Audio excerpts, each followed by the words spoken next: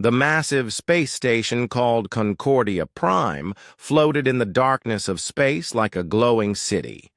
It was bigger than most moons and had been built around the neutral world of Vega 7. Ships from hundreds of different worlds docked at its many ports every day. Today was special, though. Today, the Galactic Council was meeting to discuss the future of the galaxy. Inside the great meeting hall, Ambassador Tae-ho Kim sat quietly at the human table. He was an older man with gray hair and tired eyes that had seen too many wars. His dark suit was simple compared to the fancy clothes and strange bodies of the other delegates around him. Next to him sat Admiral So-min Park, a woman with short hair and scars on her hands from her years in the military. On his other side was Young-Soo Lee, the youngest member of the human team. He was only 30 years old and still believed that talking could solve most problems. The meeting hall was huge. It could hold thousands of beings, and today it was packed. The ceiling stretched high above them, covered in lights that looked like stars.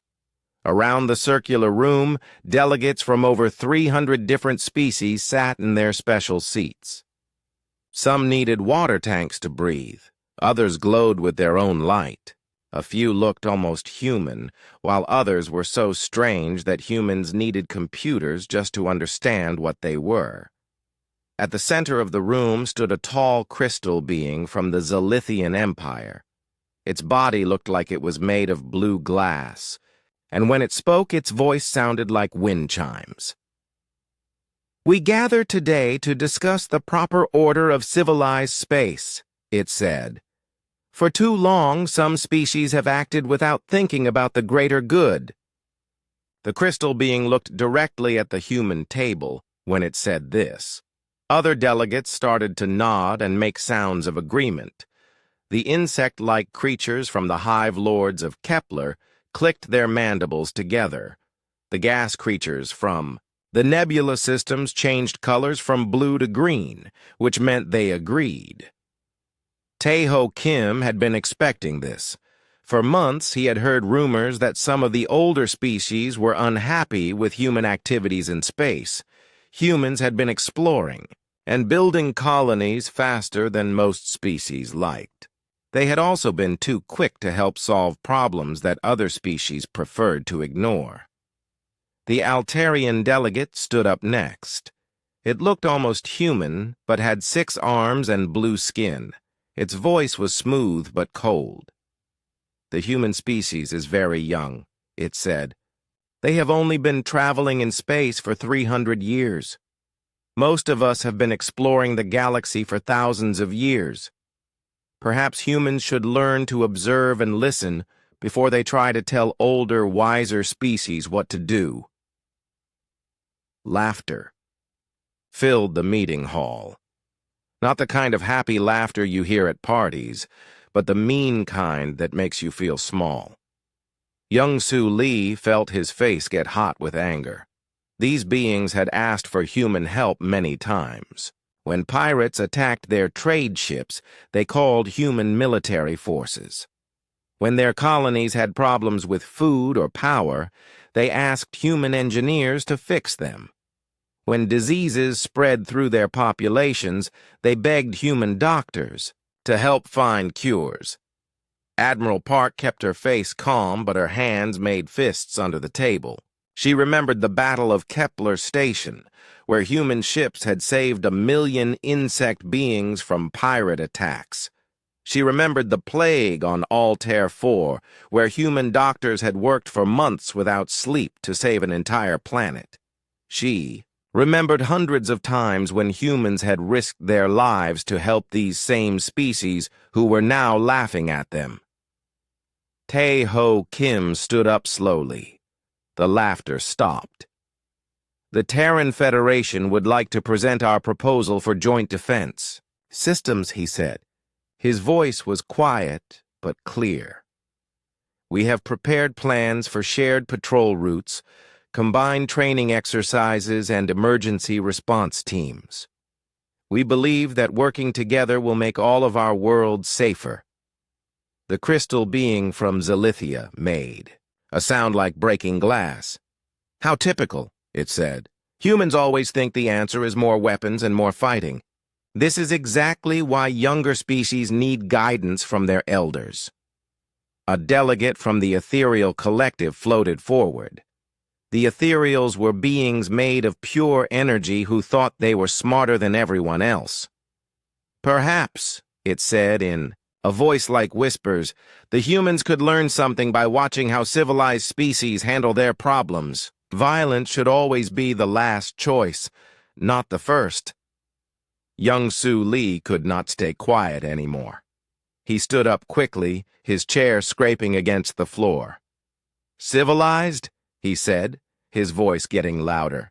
You call it civilized when you ignore pirate attacks until humans stop them? You call it civilized when you let planets die from diseases until human doctors save them? You call it civilized when your people starve until human farmers teach you how to grow food?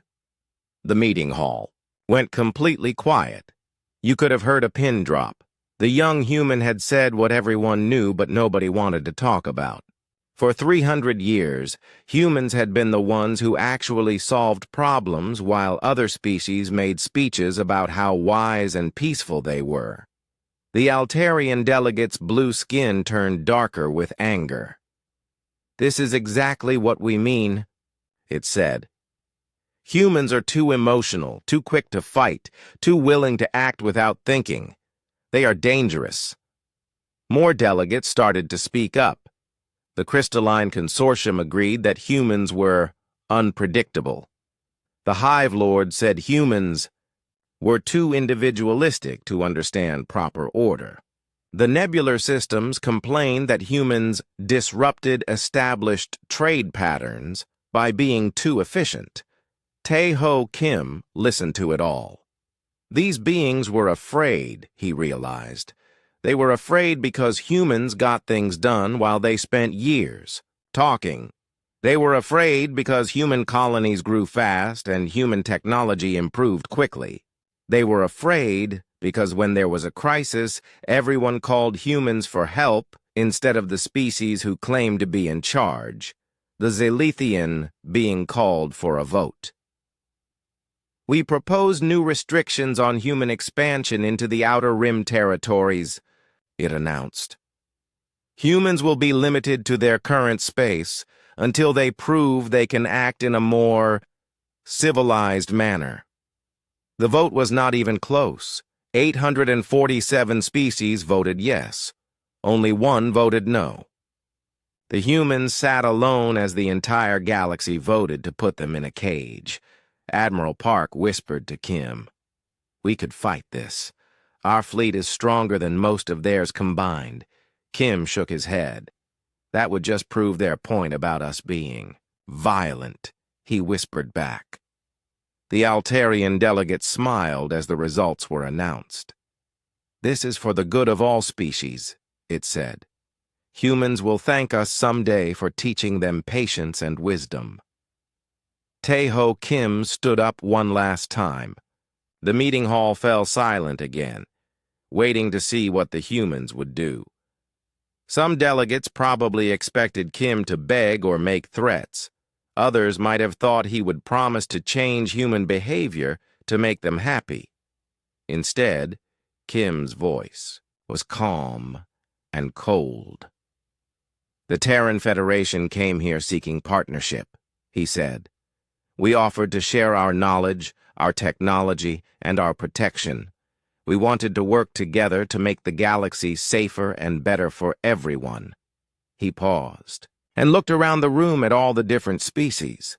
"Instead, we have learned that this council prefers to keep humans contained rather than accept us as equals. We have learned that you want the benefits of human help without giving humans a voice in how that help is used." The human ambassador picked up his papers and put them in his briefcase. "Therefore, the Terran Federation withdraws from these proceedings. We withdraw from all council committees, all joint operations, and all cooperative agreements. You have voted to restrict human participation in galactic affairs. We will respect your decision completely." Admiral Park and Young-Soo Lee stood up with him. The three humans walked toward the exit, while hundreds of alien eyes watched them go. Their footsteps echoed in the silent hall.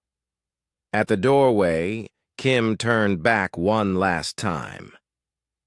"You wanted to see how the galaxy works without human interference," he said. "You are about to find out." The humans left the meeting hall and walked to their ship. Behind them, the delegates began talking excitedly about their victory. They had put the dangerous humans in their place. They had shown that older, wiser species knew best. They had protected galactic civilization from human unpredictability. None of them realized that they had just made the biggest mistake in galactic history. They were about to learn what the galaxy looked like without humans holding it together, and they were going to learn it the hard way. 6 months had passed since the humans walked out of the Galactic Council meeting. Most species had already forgotten about the incident. They were busy with their own affairs, making speeches about peace and wisdom while their worlds continued to function smoothly. What they did not notice was that things were starting to change in small ways. On the crystal world of Zalithia Prime, the atmospheric processors hummed quietly in the background as they always had. These massive machines cleaned the air and kept the planet's atmosphere breathable for the billions of crystal beings who lived there. The machines were old, built almost 40 years ago, but they had always worked perfectly. Human engineer Jaewon Park had maintained them for most of that time, checking every system and replacing parts before they could fail. But Jaewon was gone now. He had received orders from Earth to return home immediately. The Zalithian government had barely noticed when he left. After all, how hard could it be to maintain some simple machinery? Minister Da-Un Choi of the Terran Trade Commission was busy on dozens of worlds, quietly calling human workers back home. She sent messages to human doctors, engineers, teachers, farmers, and technicians across the galaxy. The message was always the same. "The Terran Federation thanks you for your service. Please return to human space immediately." On the insect world of Kepler-7, Dr. Min-Ho Seo packed his research files into shipping containers. He had spent 15 years on this planet, working with the Hive Lords to improve their food production. When he first arrived, the insect beings were struggling to feed their growing population. Their old farming methods worked fine when they had only a few billion citizens, but now they had over 1 trillion mouths to feed. Dr. Seo had developed new growing techniques that used less water and produced more food. He had created special nutrients that helped crops grow in Kepler-7's harsh soil. He had trained local farmers and built automated systems that could work day and night. Thanks to his work, no insect being on Kepler-7 had gone hungry in over a decade. The Hive Lords had thanked him many times for his help, but they had also voted to restrict human activities in space. They had laughed when the Galactic Council called humans too young and stupid to understand real civilization. So, when Dr. Seo's replacement orders came, he packed his bags without saying goodbye. The insect beings watched him go with mild curiosity. Surely their own scientists could handle the farming systems now. After all, how complicated could growing food be? On the blue world of Altair 4, Dr. Hyunwoo Nam was cleaning out his laboratory. For 15 years, he had worked with Altarian doctors to fight diseases that killed millions of blue-skinned beings every year. The Altarians were smart, but their medicine was thousands of years behind human knowledge. They preferred to treat sickness with meditation and crystal healing instead of actual drugs. Dr. Nam had been patient with their old ways. He had learned their language and studied their culture. He had worked carefully to create medicines that worked with Altarian biology without insulting their traditions. The treatments he developed had saved countless lives and prevented several major plagues from spreading across their worlds. But the Altarians had also called humans too emotional and dangerous. They had supported the Council's decision to put humans in their place. So when Dr. Nam received his orders to return to Earth, he simply locked his laboratory and walked away. He left behind 15 years of research and thousands of medical samples that only he knew how to use properly. The Altarian doctors who came to take over his work looked at the strange human equipment with confusion. They could not read his notes because they were written in human scientific language. They did not understand the complex chemical formulas he had developed, but they were confident they could figure it out eventually. After all, if a young human could do this work, surely wise Altarians could do it better. All across the galaxy, the same scene was playing out. Human peacekeeping forces abandoned their posts in dangerous border regions. Human engineers left, their jobs maintaining critical systems on dozens of worlds. Human teachers stopped training alien students in advanced technology. Human farmers quit their jobs helping other species grow food. Human doctors packed up their medical equipment and went home. The withdrawal was quiet and professional. Humans did not make angry speeches or demand apologies. They simply left. Contract after contract was canceled. Position after position was abandoned. System after system was turned over to local control. On Earth, President Mi-Young-shin stood before the Terran Federation Council in the Great Assembly Hall in Geneva. Representatives from every human colony and space station had gathered to hear her speak. The mood was serious but not sad.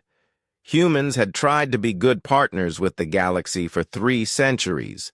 Now it was time to try something different. For 300 years, President Shin said, we have been the galaxy's repair crew. When their machines broke down, they called us. When pirates attacked their ships, they called us. When diseases spread through their populations, they called us. When their colonies ran out of food or power, they called us. She paused and looked around the room at the faces of humanity's leaders. These were people who had spent their lives serving not just human interests, but galactic civilization as a whole. They had sent their children to fight in other species' wars. They had shared their technology freely. They had risked their lives to save alien worlds from disasters. The Galactic Council has made it clear that they do not want human participation in galactic affairs. President Shin continued. They have voted to restrict our expansion and limit our activities. They believe we are too young, too violent, and too unpredictable to be trusted with important responsibilities. The president's voice grew stronger. Very well.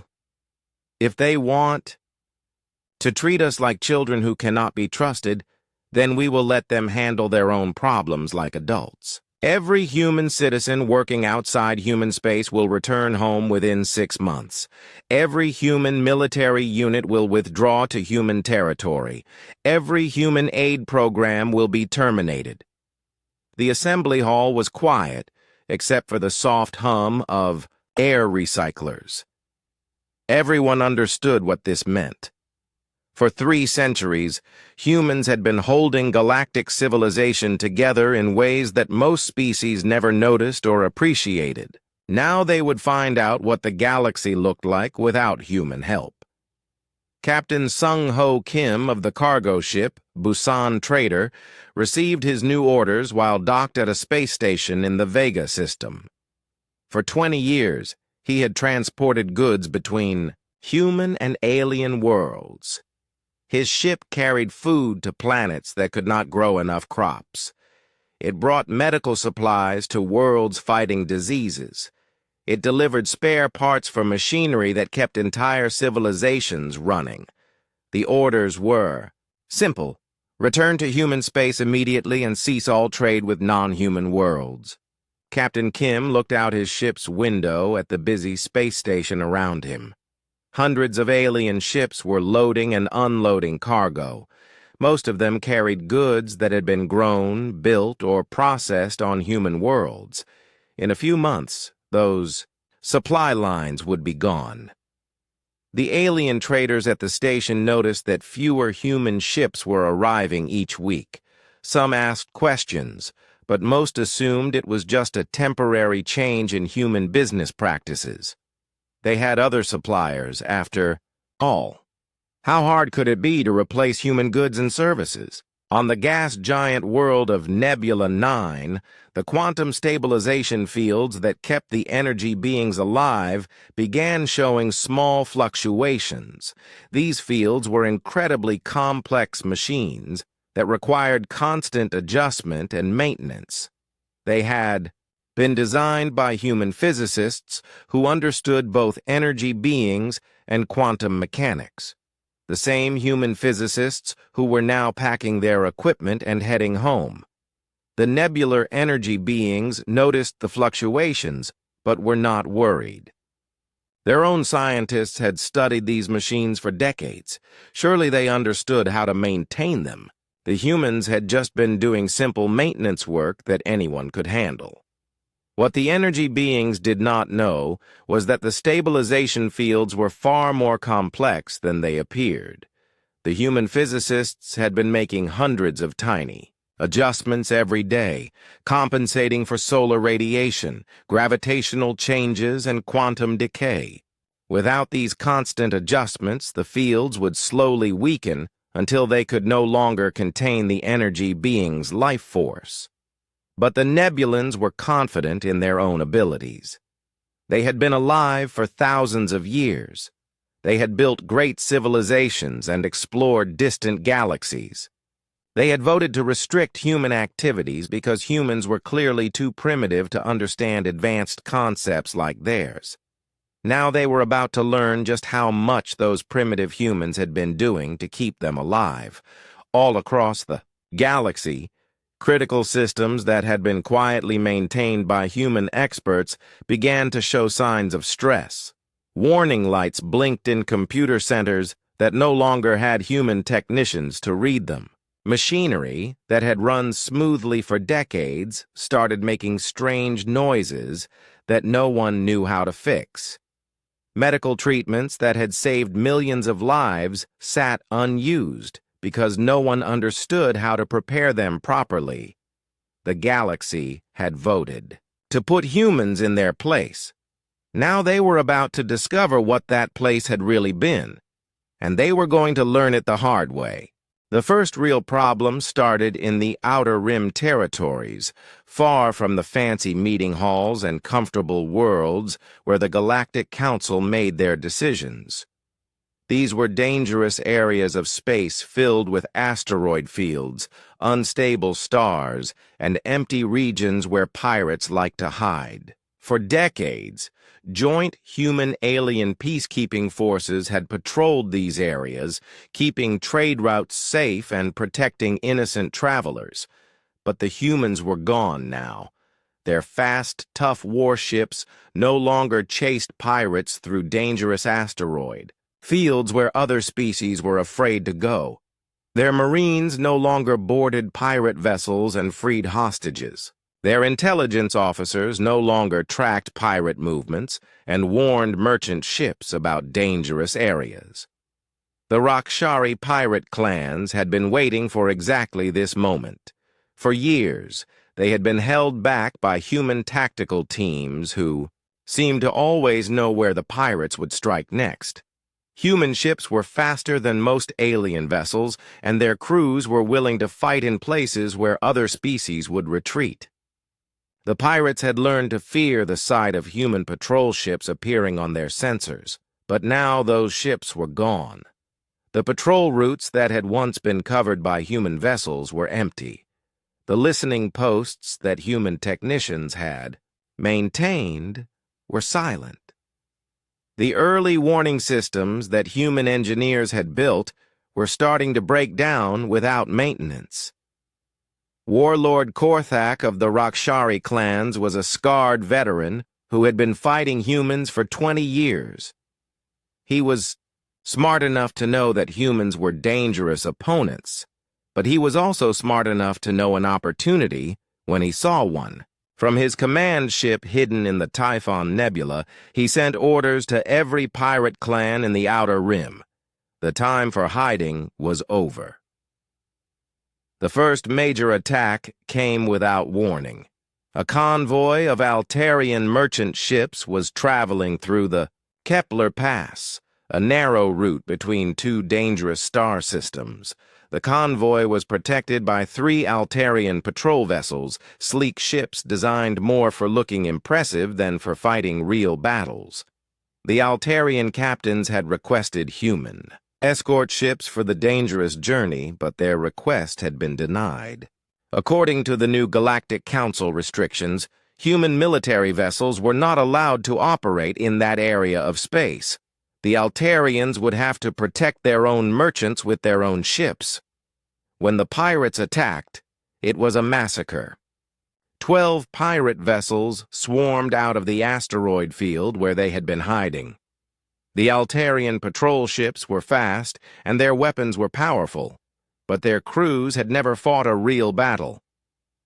They were used to ceremonial duties and showing off at military parades, not the brutal reality of combat against enemies who wanted to kill them. The pirates' ships were old and ugly, but they were crewed by beings who had been fighting for their entire lives. They knew how to use asteroids for cover and how to coordinate their attacks. They knew that Altarian crews would panic if their ships took damage, and they knew exactly where to shoot to disable enemy vessels without destroying the valuable cargo inside. Within an hour, all 3 Altarian patrol ships were either destroyed or captured. The merchant vessels, helpless without protection, surrendered without a fight. Hundreds of Altarian traders were taken as slaves, and millions of credits worth of cargo disappeared into pirate strongholds. Captain Jin A. Wu of the human destroyer Soul's Pride received the distress calls from the Altarian convoy. Her ship was patrolling the border of human space, only a few hours away from the battle. She had fought pirates many times before and knew she could save the merchant ships if she moved quickly. But her orders were clear. Human military vessels were restricted from operating outside human territory. The Galactic Council had voted to limit human activities, and the Terran Federation was following those restrictions exactly. Captain Wu forwarded the distress calls to Altarian Naval Command and continued her patrol. She did not like leaving people to die.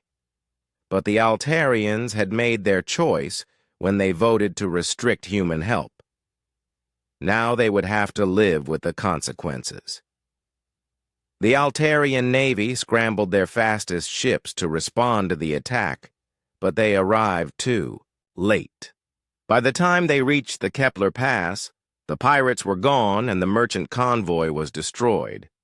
The Altarian admiral in charge of the rescue mission stared at the wreckage of his patrol ships and wondered how pirates with such primitive vessels had defeated his modern fleet so easily.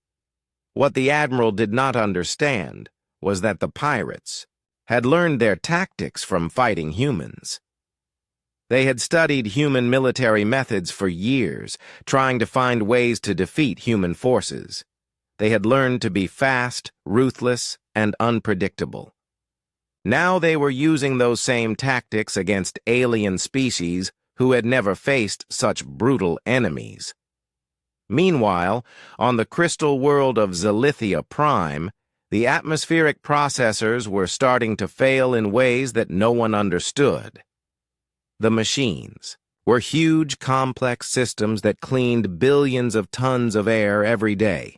They had been built by human engineers using a combination of alien crystal technology and human mechanical systems. The problem was that no one really understood how the two technologies worked together. The Zilithian crystal experts knew their own technology perfectly, but they did not understand the human mechanical parts.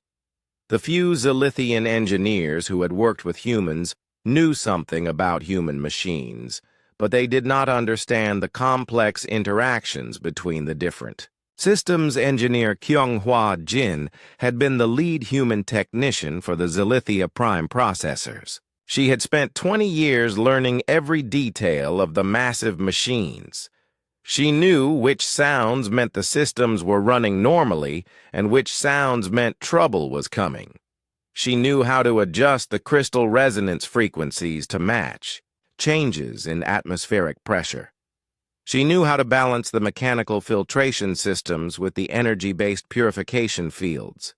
But Kong Hua was gone now, recalled to Earth along with all other human personnel. She had left detailed maintenance manuals, but they were written in human technical language that few Zilithians could read properly. Even worse, the manuals could not capture 20 years of experience and intuition about how the machines actually behaved. The first processor failure happened at dawn on a Tuesday. Warning lights flashed red throughout the control center, but the Zilithian technicians could not figure out what was wrong. The machine was still running, but strange vibrations were shaking the entire building. Alarms were sounding, but the Zilithian operators did not know what the different alarm codes meant. By evening, 3 more processors had developed similar problems. The Zilithian government called an emergency meeting to discuss the crisis. They tried to contact Kyunghwa Jin on Earth, but she politely referred them to the Terran Engineering Corps. The Corps sent back a formal message stating that human engineers were restricted from working outside human space by Galactic Council resolution. On the insect world of Kepler-7, the food crisis was getting worse every day. The automated farming systems that Dr. Min Hoseo had built were starting to break down without proper maintenance. Worse, the special nutrient mixtures that made the system so productive were running out, and no one knew how to make more. The Hive Lords tried to contact Dr. Seo, but he had already returned to Earth. They tried to analyze the nutrient mixtures in their own laboratories, but the chemical formulas were incredibly complex. Dr. Seo had spent years developing the perfect balance of minerals and organic compounds that would work with Kepler-7's unusual soil. The local insect scientists worked frantically to understand the human farming techniques, but they were running out of time. Without the special nutrients, crop yields dropped by 30% in the first month. Food rationing was introduced for the first time in over a century. Long lines of hungry insect beings formed outside food distribution centers. The Hive Lord government sent desperate messages to Earth, begging for help with the food crisis. The Terran Agricultural Ministry responded with a formal note explaining that human farming advisors were prohibited from working on non-human worlds by recent Galactic Council restrictions. In the ethereal collective's realm, the quantum stabilization fields were weakening faster than anyone had expected. The energy beings who lived within these fields began to notice that their forms were becoming less stable. Some of the older ethereals who had lived for thousands of years started to flicker like dying stars. Dr. Seongmin Park had been the lead physicist maintaining these fields for over a decade. She understood the quantum mechanics involved better than any other being in the galaxy. Every day she had made hundreds of tiny adjustments to keep the fields stable as cosmic radiation and gravitational forces tried to disrupt them. Without her constant attention, the fields began to drift out of alignment. The ethereal scientists tried to make the same adjustments that Dr. Park had made, but they did not understand the underlying principles. They were like children trying to fix a broken clock by randomly moving the gears. The ethereal collective sent urgent messages to the Terran Physics Institute, offering to pay any price for Dr. Park's return. The Institute responded that human physicists were currently restricted from working with alien civilizations as per the recent Galactic Council decision. Admiral Dong-hyun Park sat in his command center on Mars, reading report after report of system failures across the galaxy. Each report was carefully filed and cataloged. Each request for human assistance was formally acknowledged and politely declined. The Admiral was not a cruel man, but he was a practical one. For 3 centuries, humans had jumped to help whenever alien civilizations faced problems. They had risked their lives and spent their resources to save species who saw them as useful servants rather than equal partners. Now those same species were learning what the galaxy looked like without human help. It was a hard lesson, but perhaps a necessary one. The Galactic Council had voted to restrict human activities because they thought humans were too young and dangerous to be trusted with important responsibilities. Soon they would learn just how important those responsibilities really were, and they would learn it the hard way. The problems that had started as small cracks were now growing into massive disasters that threatened entire civilizations. What nobody in the Galactic Council had understood was how connected everything in the galaxy had become over the past 3 centuries. Human expertise had not just helped individual worlds, it had become the invisible foundation that held galactic civilization together.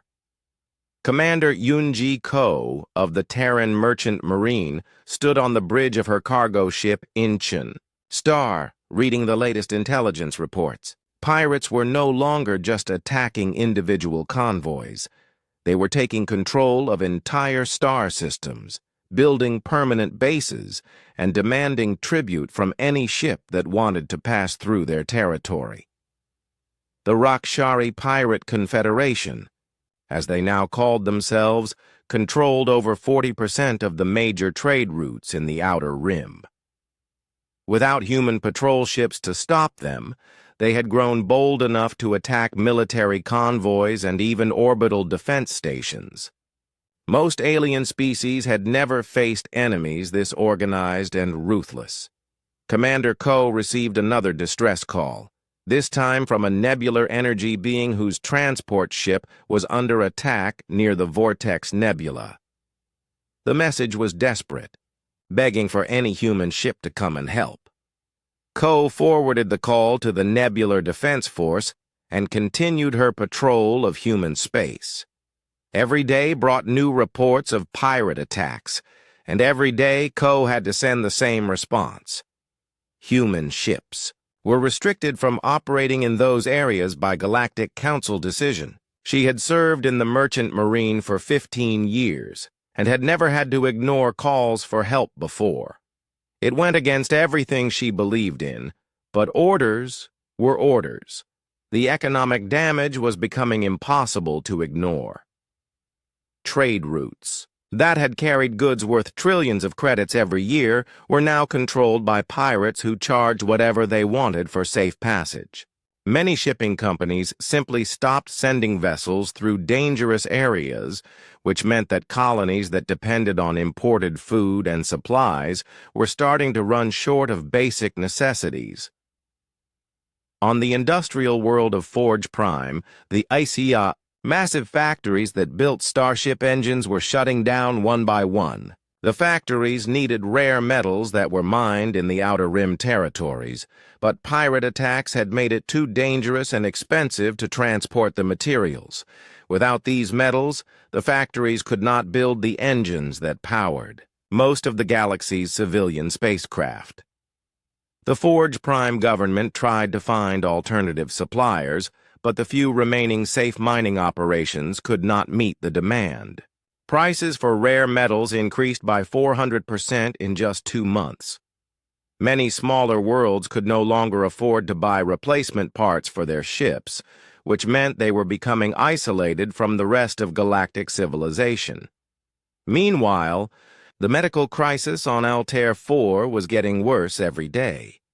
Dr. Hyunwoo Nam's research laboratory sat empty while a new plague spread through the blue-skinned population. The disease was a mutation of an old virus that Dr. Nam had been tracking. For years, he had developed vaccines and treatments that could stop the plague before it spread. But that knowledge was locked away in research files that only he could understand. The Altarian doctors tried desperately to recreate Dr. Nam's work, but his research was far too advanced for them to duplicate quickly.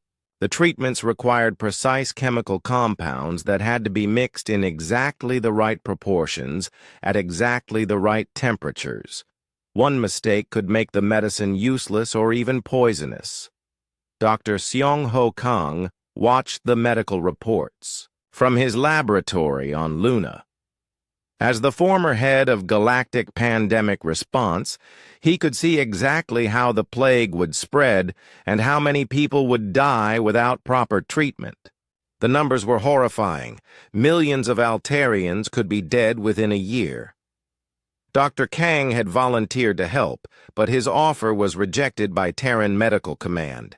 The Altarians had voted to restrict human activities in galactic affairs. If they wanted medical help now, they would have to ask for it through official channels and admit that they had made a mistake. The Altarian government was too proud to make such an admission. Instead, they announced that their own doctors were making excellent progress on treating the plague.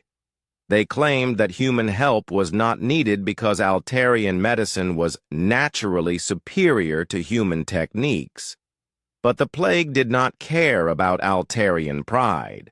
Every day, more people got sick. Every day, more hospitals filled up with patients that local doctors could not cure.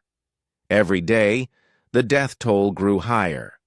On Zalithia Prime, the atmospheric processor crisis had reached the point where entire cities were being evacuated. 3 of the main processors had failed completely, and the air in those regions was becoming poisonous to breathe. The crystal beings who lived there had to flee to other parts of the planet. But those areas were already overcrowded. The Zilithian government tried everything they could think of. They brought in crystal technicians from other worlds. They hired expensive consultants from dozens of different species. They even tried to rebuild the processors using only Zilithian crystal technology. But the new machines could not handle the massive workload that the human-designed systems had been managing. Minister Kyung-Min Han of the Terran Engineering Corps received increasingly desperate messages from Zalithia Prime. The messages started as polite requests for technical consultation, but quickly became frantic pleas for help. The Zilithians offered to pay any price for human engineers to return and fix their atmospheric processors. But Minister Han's response was always the same. Human engineers were prohibited from working on non-human worlds by Galactic Council resolution. If the Zilithians wanted to change this policy, they would need to contact the Galactic Council, not the Terran Federation. The food riots on Kepler 7 were getting worse every week. The insect beings who lived there had never experienced real hunger before, and they did not know how to cope with food shortages. The Hive Lords tried to maintain order, but even their authority was starting to break down as more and more citizens became desperate. The automated farming systems that Dr. Minho Seo had built were failing one by one. Without the special nutrients that made them so productive, the crops were dying in the fields. The Hive Lord scientists had tried to create their own nutrient mixtures, but their attempts only made the problem worse. Plants that had been growing well for decades suddenly withered and died when fed the wrong chemicals. Some of the younger insect beings started talking about raiding other worlds for food. They remembered the old days when the Hive Lords had been a warrior species that took what they needed from weaker civilizations. The idea of returning to those violent ways was becoming more appealing as the hunger grew worse. The ethereal collective was facing an even more terrifying crisis. The quantum stabilization fields that kept them alive were failing faster than anyone had predicted. Without Dr. Seong-Min Park's constant adjustments, the fields were becoming chaotic and unstable. Several of the oldest ethereals had already died, their energy forms dissolving into random particles when the fields could no longer contain them. For beings who had lived for thousands of years, the idea of death was almost incomprehensible. They had always believed that their energy forms were immortal, but now they were learning that their immortality depended on human technology. The younger ethereals were panicking. They had never seen their elders die before, and they did not know what to do.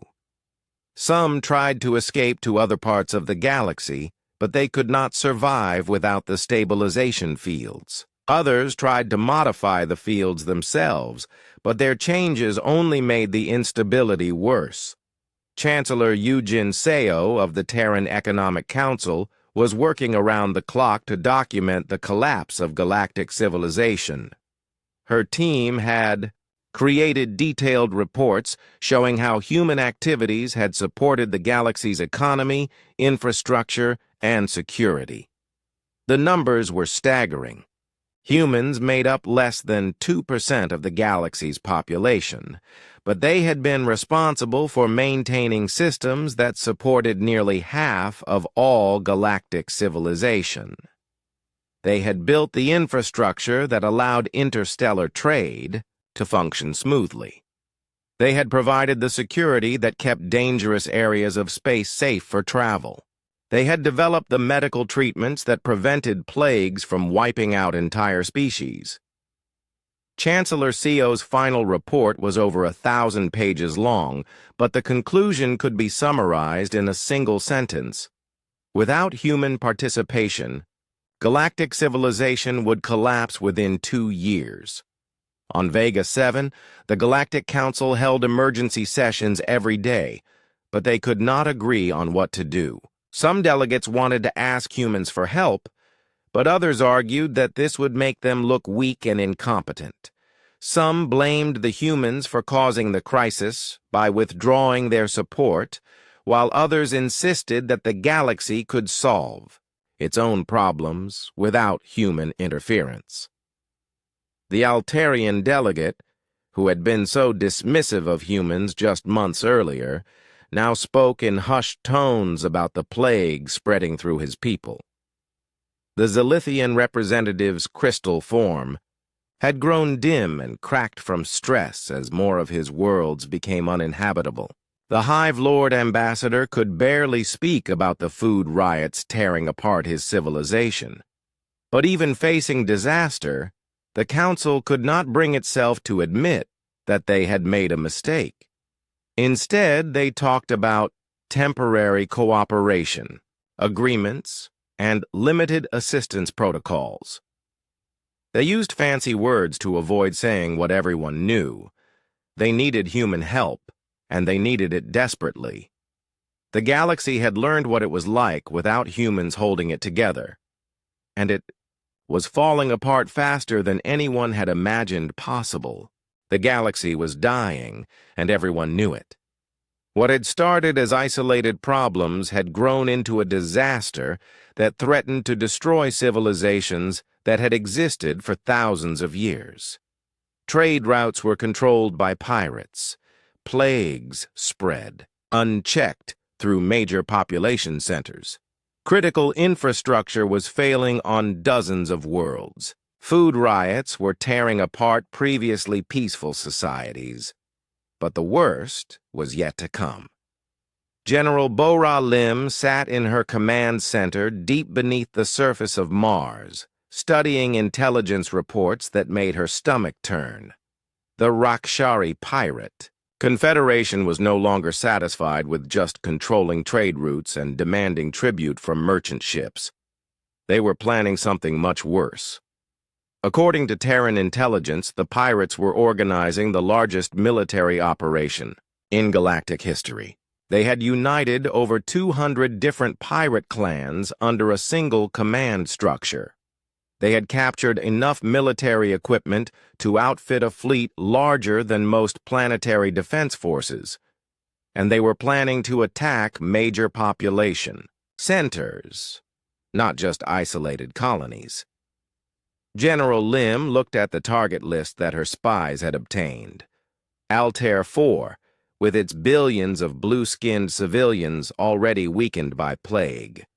The crystal mining worlds of the Zilithian Empire, where atmospheric failures had left the populations helpless. The core worlds of the Hive Lord territories, where food riots had destroyed most of the local security forces. For the first time since the human withdrawal began, General Lim felt the weight of moral responsibility pressing down on her shoulders. These were not just military targets on a strategic map. These were worlds full of innocent people who would die if the pirates attacked successfully. But her orders were clear. The Terran Federation's military forces were restricted to defending human space only.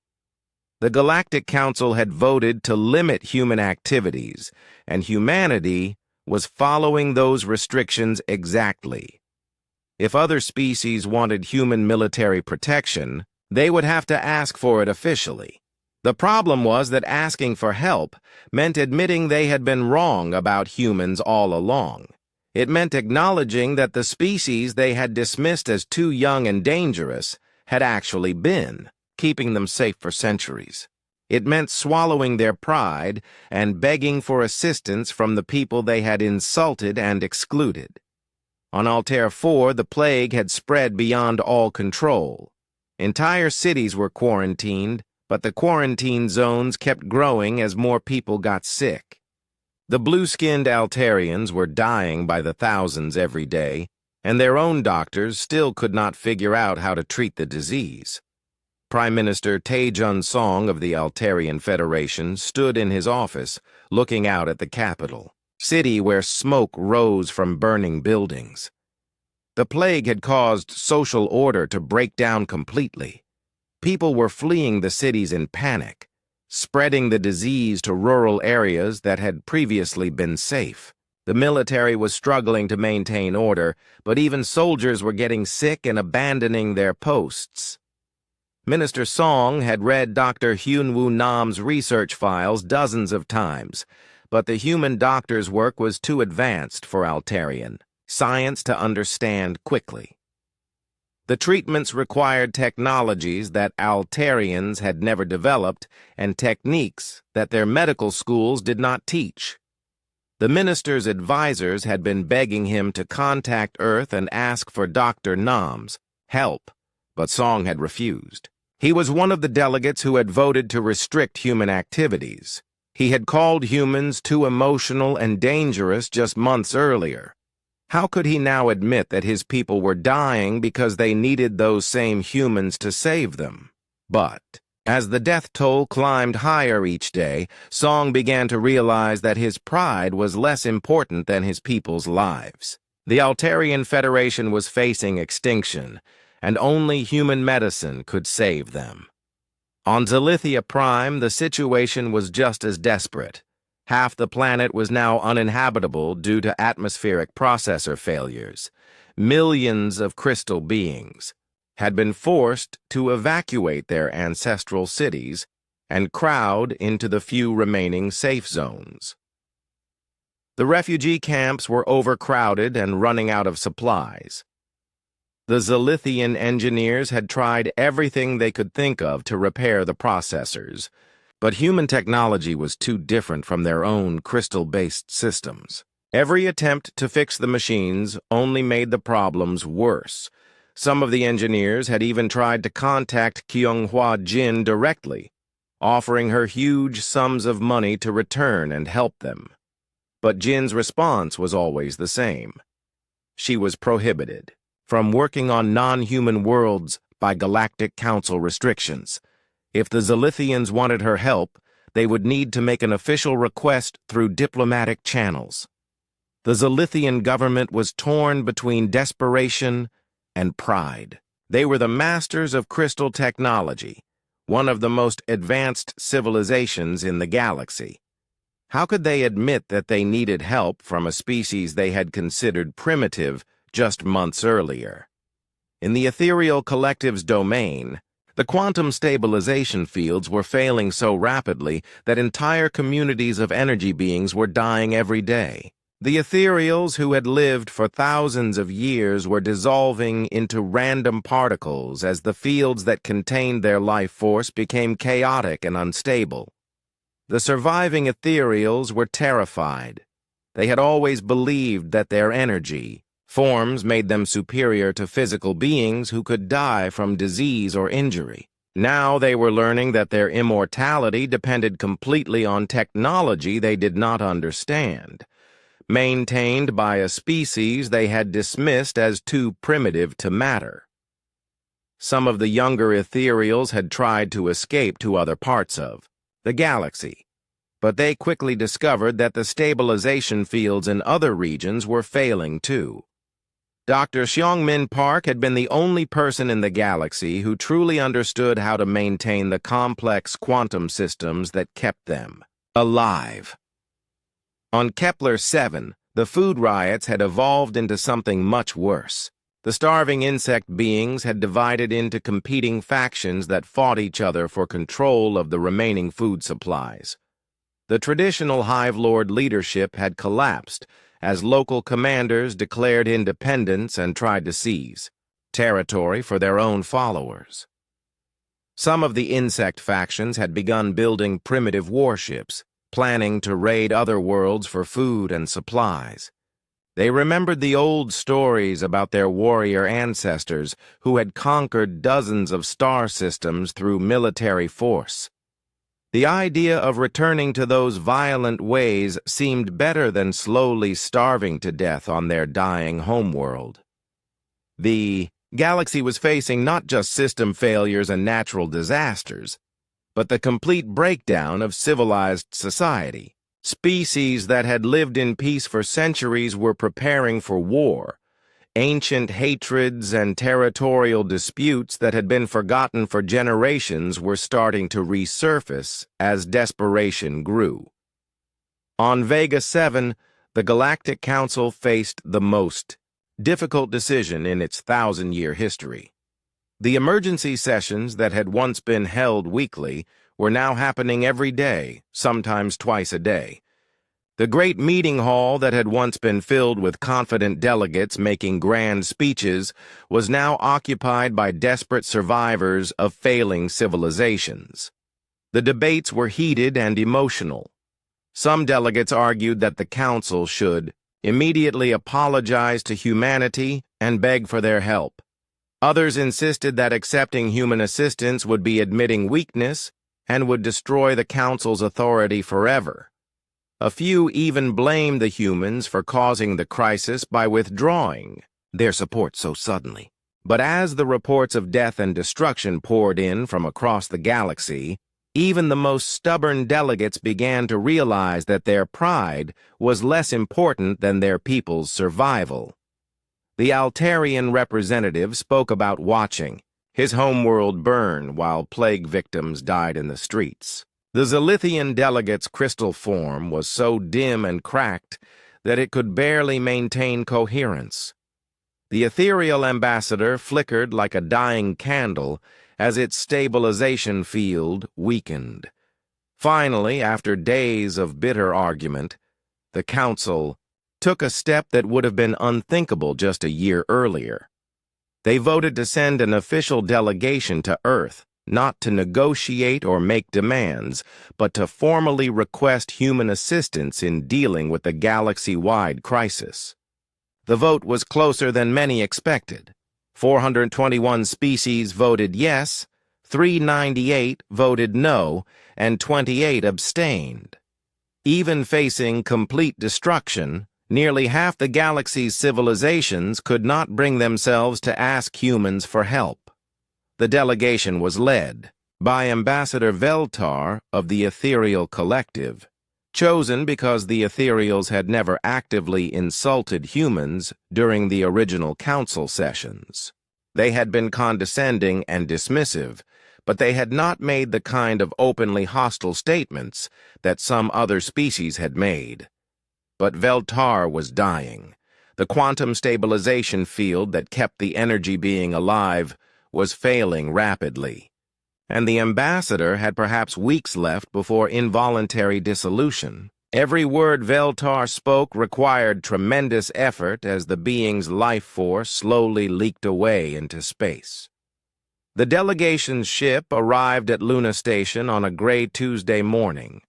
President Myung-shin received them in the same council chamber, where humanity had originally planned their proposals for galactic cooperation months earlier.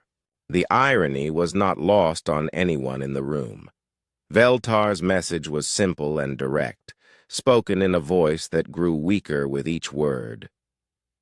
The galaxy is dying, and we do not know how to save it.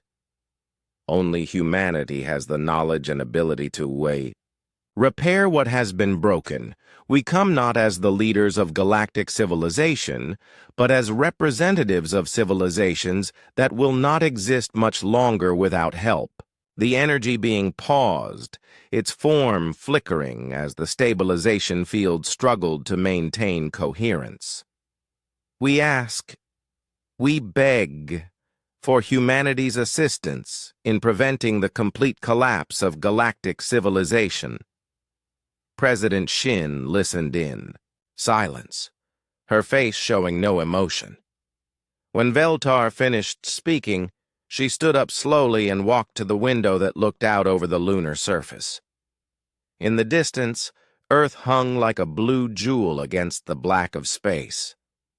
6 months ago, President Shin said quietly, the Galactic Council voted to restrict human participation in galactic affairs.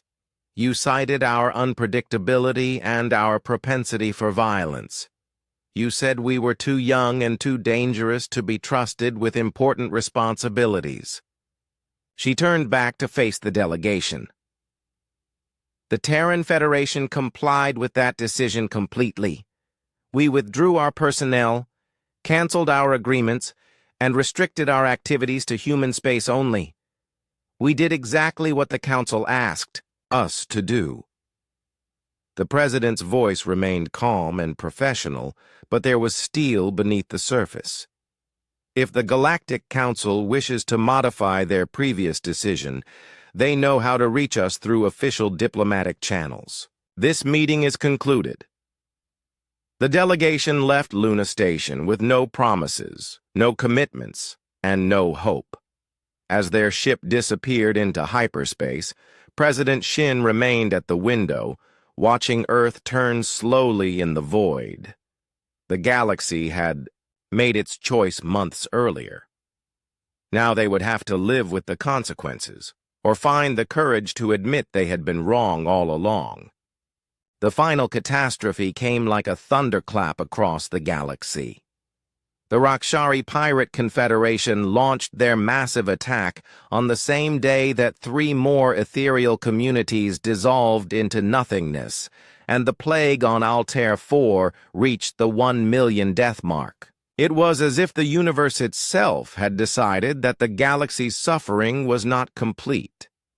Admiral Chang-Ho Kim watched the coordinated assault unfold from his command center on Mars.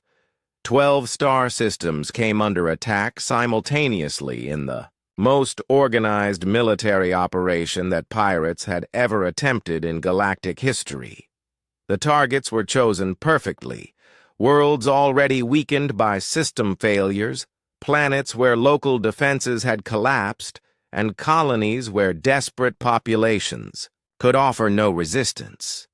The pirates had learned well from their months of fighting depleted alien forces. They knew exactly which species would panic under pressure and which ones would fight to the death.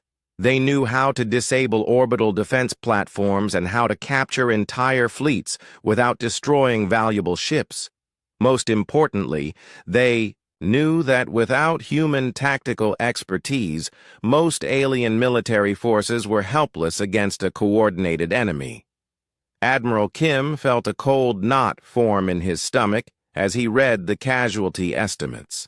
The pirates were not just raiding for supplies anymore. They were taking entire planets hostage, demanding tribute from governments that could barely keep their own worlds functioning. Billions of innocent beings faced slavery or death, and there was nothing the depleted alien militaries could do to stop it.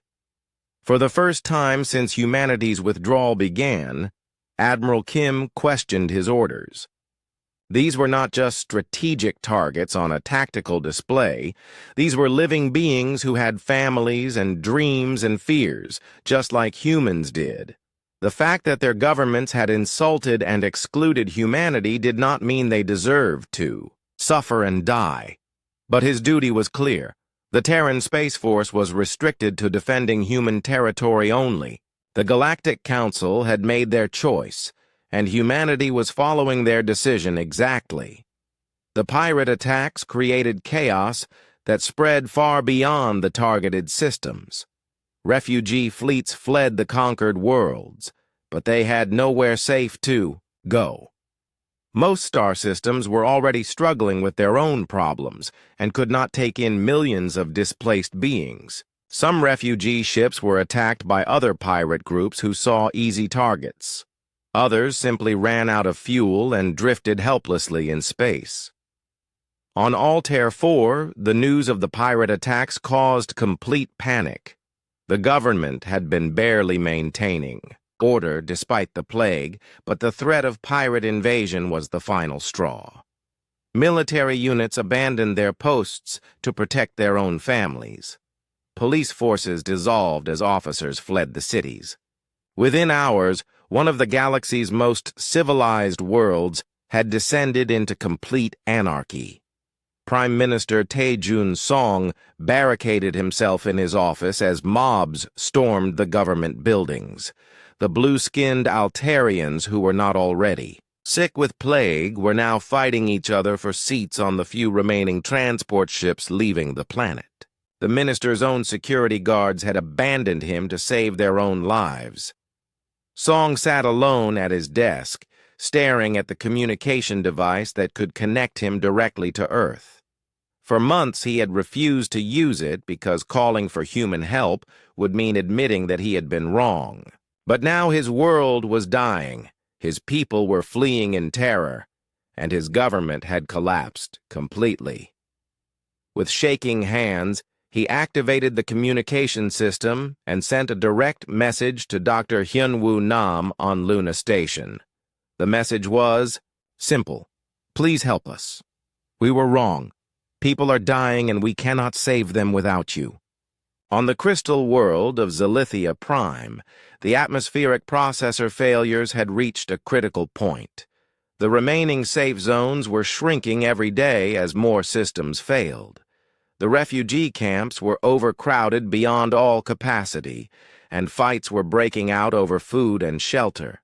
The crystal beings who had once been proud masters of advanced technology were now reduced to scavenging for basic survival supplies. The Zalithian government made the same desperate choice as their Altarian neighbors. They sent urgent messages to every human engineer who had ever worked on their worlds, begging them to return and save their dying civilization. They offered vast sums of money, rare technologies, even permanent positions in their government. Anything to convince humans to come back and fix what they could not repair themselves. But the responses were always the same. Human personnel were restricted from working on non-human worlds by Galactic Council resolution. If the Zalithians wanted human help, they would need to make an official request through the proper diplomatic channels. In the ethereal collective's domain, entire star systems that had been inhabited by energy beings for millennia were now empty and dark.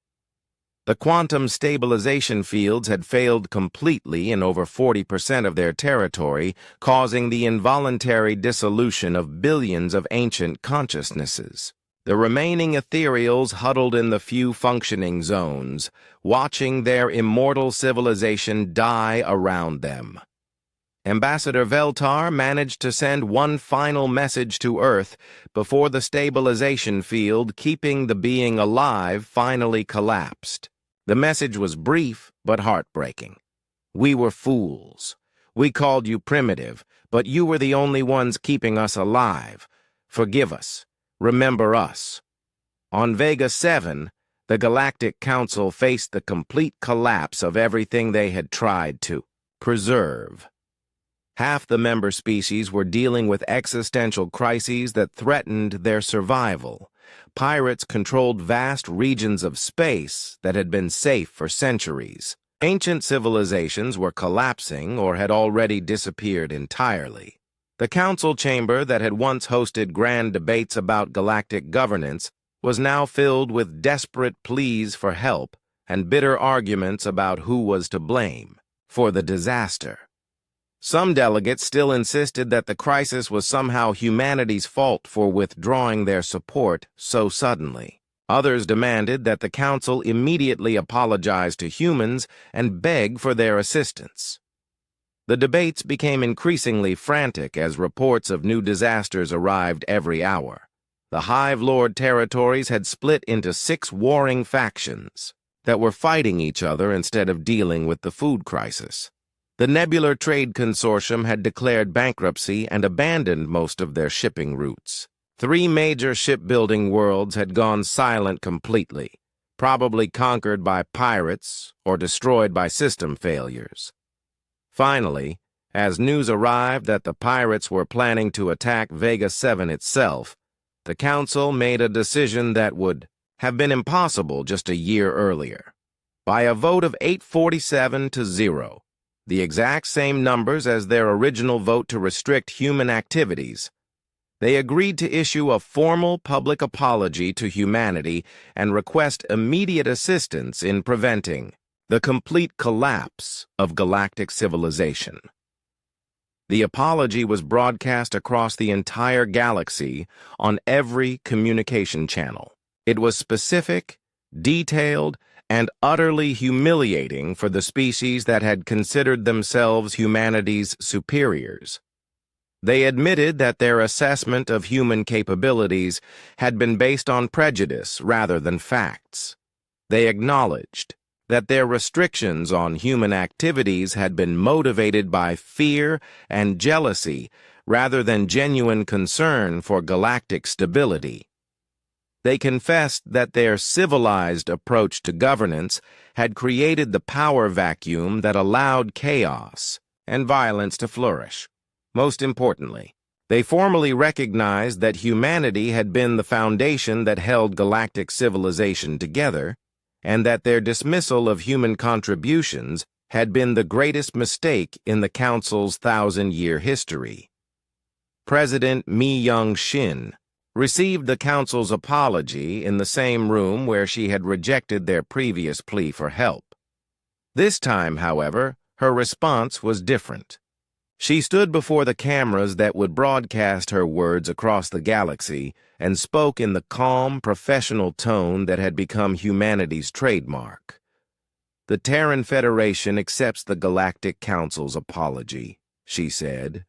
"We are prepared to provide immediate emergency assistance to prevent humanitarian catastrophes and restore critical infrastructure necessary for the survival of galactic civilization." She paused, and her voice grew stronger.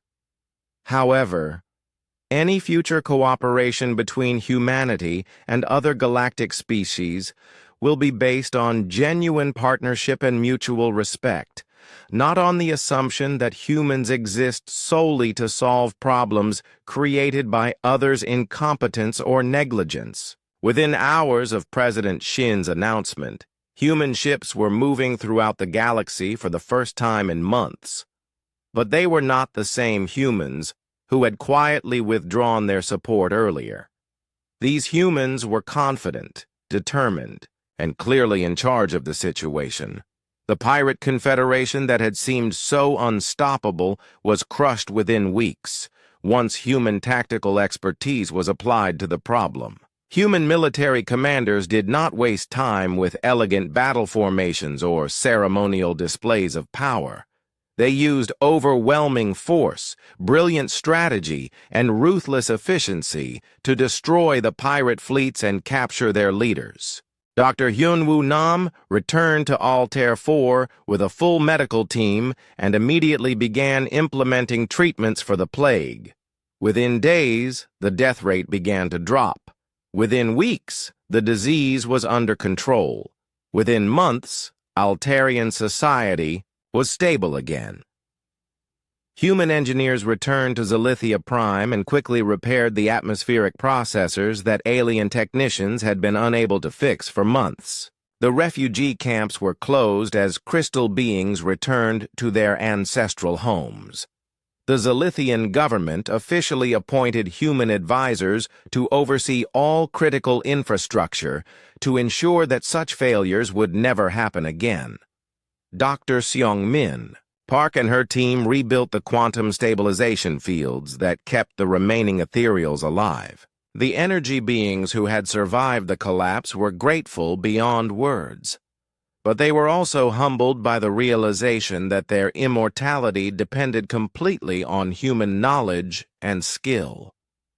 But humanity's return came with conditions that fundamentally changed the balance of power in galactic civilization. The Galactic Council was restructured with permanent human representation on all major committees.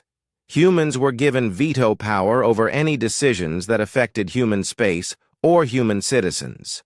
Most importantly, any species that wanted human assistance had to formally acknowledge humanity's equal status and contribute fairly to the costs of maintaining galactic stability. The new agreements made it clear that humans were no longer willing to be the galaxy's unpaid maintenance crew. They would help solve problems and maintain peace, but only as equal partners who were properly respected and compensated for their efforts. In the end, the galaxy learned the most important lesson in the history of interstellar civilization. True strength comes not from dismissing others as inferior, but from recognizing and respecting the unique contributions that each species brings to the community of galactic civilizations. Humanity's greatest power had never been their advanced technology or their military might. It had been their willingness to do the difficult, unglamorous work that kept civilization functioning even when others took that work for granted. When they withdrew that willingness, the galaxy discovered just how much they had depended on human competence, dedication, and sacrifice. The Galactic Council's mistake had not been underestimating human weapons or human ships. Their mistake had been failing to understand that some species are irreplaceable, not because they are the strongest or the smartest, but because they are the ones willing to do what needs to be done, even when no one else will.